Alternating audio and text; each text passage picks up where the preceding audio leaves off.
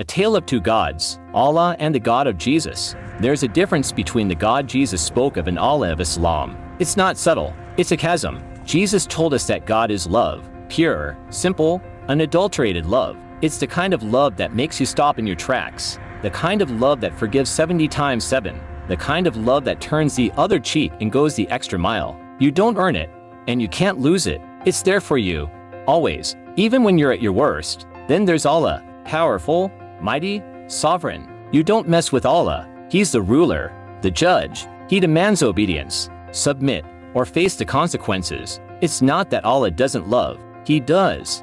But on His terms, you have to earn it.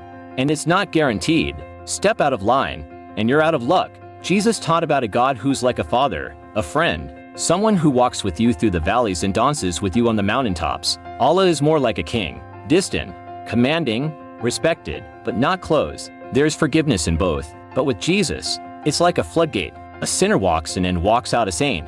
With Allah, you need to prove you're worthy, repent, do good, and maybe, just maybe, you'll find mercy. It's a transaction, not a gift. Jesus said, love your enemies. It's a hard pill to swallow, but it's the core of His message. Allah says fight the unbelievers, protect the faith, defend the truth. It's a different kind of love, tough, conditional, and selective. In the end, it's about the kind of God you want, a God who loves without limits, or a God who rules with power. Both have their appeal, but make no mistake, they're not the same, not even close.